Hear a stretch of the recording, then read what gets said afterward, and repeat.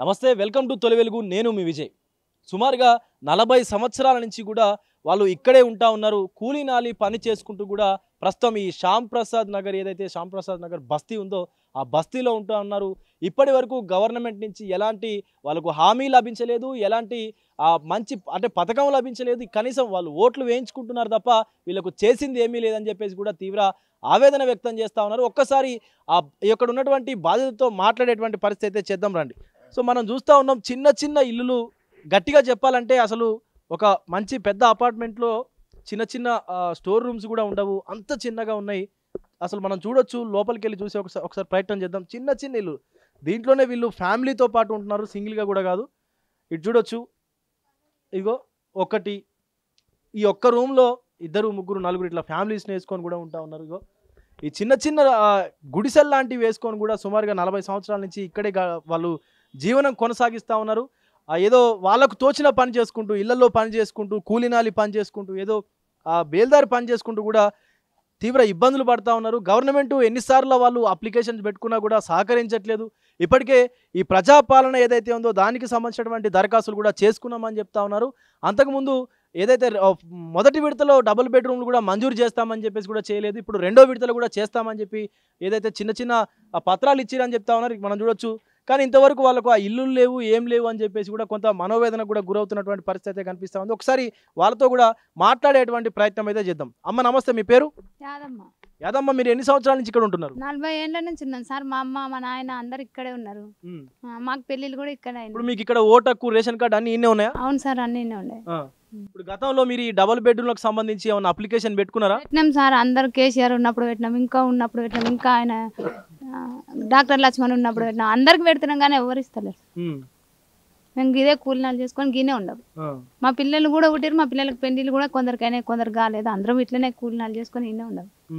మాకు అయితే ఎవరు ఇల్లుకు సహకరిస్తలేరు. అమ్మ, మీ పేరు ఏం పేరమ్మా? జయమ్మ, మీరు ఎన్ని సంవత్సరాల నుంచి ఉంటున్నారు ఇక్కడ? అందరు 40 ఏళ్ళు అవుతుంది ఇక్కడ. 40 ఏళ్ళు అవుతుందా? ఏం పని చేస్తారు మీరు? బాసంలో పని చేస్తా, ఇళ్ళల్లో చేస్తావు. మా ఆయన చచ్చిపోయింది ఇక్కడే, అత్త మామ అందరు. ఇప్పుడు మీకు కూతురు కొడుకులు ఎవరైనా ఉన్నారా? ఒక పాప ఉంది. ఒక పాప ఉన్నదా? పెళ్లి అయిపోయింది. ఇప్పుడు మీరు ఒక్కరే ఉంటున్నారా? ఒక్కదాన్నే ఉన్నా. ఇప్పుడు మీకు పెన్షన్ లాంటిది ఏమైనా వస్తుందా మరి గవర్నమెంట్ నుంచి? లేదు. ఓటకు ఉన్నదా? ఇక్కడనే మీకు ఉంది, అన్ని ఉన్నాయి. అంటే ముషీరాబాద్ కాన్స్టిట్యున్సీలో ఉందా? ఇక్కడనే ఉన్నాయి కానీ రాలే. పెట్టుకున్నా, ప్రజాపాలనలో పెట్టినాం, రాలే. డబుల్ బెడ్రూమ్ లలో అప్లికేషన్ చేసినాం సార్, అందరం చేసినాం, రాలే. ఇంకా మా ముసలానంతా ఇక్కడిక్కడనే చచ్చిపోయినారు. ఇంతవరకు అయితే రాలే. 2 ఏళ్ళు 3లో పడ్డాయి. మా ఆయన చనిపోయి కూడా రాలే. అమ్మ, మీ పేరు ఏం పేరు? అనంతమ్మ. అనంతమ్మ, ఎన్ని సంవత్సరాల నుంచి ఉంటున్నారు మీరు ఇక్కడ? 40 సంవత్సరాల నుంచి ఉంటున్నాము. ఇంకా ఇక్కడనే ఉంటున్నాము, ఇంకా ఇట్లనే ఉంటున్నాము. ఇండ్లలో పని చేస్తాము, ఇండ్లలో పని. ఇప్పుడు మీకు ఆధార్ కార్డు, రేషన్ కార్డు అన్ని ఉన్నాయి, అన్ని ఇక్కడ ఈ అడ్రస్. ఎన్నిసార్లు అప్లికేషన్ పెట్టుకుని ఇల్లు కావాలని చెప్పి? మీకు చాలా సార్లు పెట్టుకున్నాము. అప్పుడు డబల్ బెడ్రూమ్లో కానీ పెట్టినాము, ఇంటి స్థలాల్లో కానీ పెట్టినాము. అప్పుడు కేసీఆర్ ఉన్నప్పుడు, ఇప్పుడు మళ్ళీ ఈ ఇందిరమ్మ పథకం కింద ఇప్పుడు పెట్టినాము. ఇప్పుడు ఫస్ట్ లిస్ట్ లో వచ్చిందన్నారు, అప్పుడు వచ్చినాయా రాలేదా? నాకా ఫస్ట్ లిస్టులో నాకు ఫోన్ వచ్చింది, అన్ని చూపించిన. మళ్ళీ వాళ్ళు ఏం ఫోన్ చేయలేరు, ఏం చెప్పలేరు. ఇప్పుడు రెండో లిస్ట్ లో కూడా పేరు వచ్చిందని చెప్పి ఉన్నది, మరి లిస్ట్ 2 అని చెప్పి కూడా ఉంది. మరి దాంట్లో అప్లికేషన్ చేసి మరి మీరు ఫోన్ చేసి అధికారులు ఎవరన్నా మీకు చెప్పిరా? ఏం చెప్పలేరు సార్, చెప్పలేరు. ఇక నేను ఒక్కసారి ఫోన్ చేసి అన్ని ఆధార్ కార్డు, రేషన్ కార్డు, గుర్తింపు కార్డు అన్ని తెమ్మన్నారు. అన్ని తీసుకుపోయి చూపించిన, ఏం మాట్లాడలేదు. చూసిరు, గమనుకున్నారు. మళ్ళీ ఫోన్ చేయలేరు నాకు. ఇప్పుడు మొన్న సర్వే చేసారు కదమ్మా, ఆ సర్వే అప్పుడు మీ ఇంటికి ఎవరైనా అధికారులు వచ్చిరా? ఫోటోలు తీసుకొని వెళ్ళిర్రు, ఇంకంతే. వచ్చినాకనే ఇవి వచ్చినాయి, ఇంకంతే, రాలే. మీ పేరమ్మా? కళావతి సార్. కళావతి గారు, ఎన్ని సంవత్సరాల నుంచి ఉంటారు మీరు ఇక్కడ? రాళ్ళు ఉన్న మా అత్తోళ్ళు ఇంకా అంతకు ముందు నుంచే ఉన్నారు సార్. మా పెళ్ళిళ్ళు ఎక్కడైనా, నాకు 2 పిల్లలు, వాళ్ళ పెళ్ళిళ్ళు కూడా ఇక్కడ వేసిన, వాళ్ళ పిల్లల తల్లిలు కూడా అయినరు. నేను ఎన్నిసార్లు అప్లై చేసిన పేపర్లు కూడా ఇందులో ఉన్నాయి, ఫస్ట్ నుండి చూసుకోండి. ఎన్నిసార్లు అప్లై చేసిన అంటే అన్నిసార్లు. ఇందిరమ్మ ఇండ్లు ఫస్ట్ అప్లై చేసిన పేపర్లు కూడా ఉన్నాయి మా గుడిసెలు ఉన్నప్పటి నుంచి. ఇప్పటికీ 7-8 సార్లు అప్లై చేసిన సార్. అన్ని దరఖాస్తులు మా దగ్గర ఉన్నాయి, అందరివి ఉన్నాయి, ఇవి 20 ఇండ్ల గుడిసెల మందివి. ఇన్ని అప్లికేషన్లు ఉన్నాయి మా దగ్గర. నా దగ్గర ఎన్ని ఉన్నాయి? 1, 2, 3, 4, 5 ఏడు సార్లు అప్లై చేసినాం సార్ ఇంకా మా దగ్గర. ఇప్పుడు 7 సార్లు అప్లై చేస్తే ఒక్కసారైనా మీ ఇంటికి సర్వేకి వచ్చిరా అసలు నిజంగానే వీళ్ళకి ఇల్లు ఉందా లేదా అని చెప్పి అధికారులు? ఈ ఇందిరమ్మ పథకం కింద ఇల్లు చేసినప్పుడు మాకు ఈడ స్థలం సరిపోదని ఇంటికాడ పలక పట్టించి ఇంటి నెంబర్లు వేసినప్పుడు ఒకసారి ఫోటో తీసుకుపోయిండు. అప్పుడు 2014లో వచ్చి చూసిపోయిండ్రు అంతవరకు. ఇప్పుడు 10-12 ఏళ్ళు అవుతుంది 2014 అంటే, అప్పటి నుంచి ఇప్పటి వరకు రాలేదు ఇక? లేదు, రాలేదు సార్. ఇంకో కళావతి ఇంకో దీని మీద ఆయన ఎంఆర్ఓ వేసిన సైన్ కూడా ఉంది మా దగ్గర, మేము అప్లై చేసిన పేపర్ కూడా ఉంది. అంతవరకు ఆ రోజు వచ్చి ఇంటి నెంబర్లు వేసుకున్నారు తప్ప మళ్ళీ వచ్చి సర్వే లేదు. ఇంతవరకు మాకు ఇక్కడ ఓండి అని కూడా చెప్పలేదు. ఒక్కసారి మనం దీని మీద డేట్ కూడా చూడొచ్చు. 30వ తారీఖు 12వ నెల 2014 అని చెప్పేసి కూడా ఉంది. దానిపైన ఎంఆర్ఓ గారి సైన్తో పాటు ఎవరెవరు ఇచ్చారు అని చెప్పేసి జి కళావతి ఆయన పేరు, వాళ్ళ భర్త పేరు కూడా మనకు అక్కడ కనిపిస్తూ ఉంది. సో సుమారుగా 11-12 సంవత్సరాలు అవుతున్నా కూడా దాని నుంచి ఇంతవరకు ఎలాంటి రెస్పాన్స్ లేదు. సో ఆవిడ చెప్తా ఉన్నారు 7-8 సార్లు కూడా నేను అప్లై చేసుకున్నాను, కానీ ఇంతవరకు మాకు ఎలాంటి రెస్పాన్స్ రాలేదు అధికారుల నుంచి కానీ అటు ప్రభుత్వం నుంచి కానీ అని చెప్తున్నటువంటి పరిస్థితి అయితే కనిపిస్తూ ఉంది. సుమారుగా 20 కుటుంబాలు ఉన్నారు. చిన్న చిన్న ఇల్లులు, కనీసం ఒక కార్ పార్కింగ్ చేసేటువంటి స్థలంలోనే వాళ్ళు 3-4 మనుషులు ఉంటున్నటువంటి దీనస్థితి అయితే కనిపిస్తూ ఉంది. రైట్, ఒక్కసారి లోపలికి వెళ్ళి చూసేటువంటి ప్రయత్నం కూడా చేద్దాం.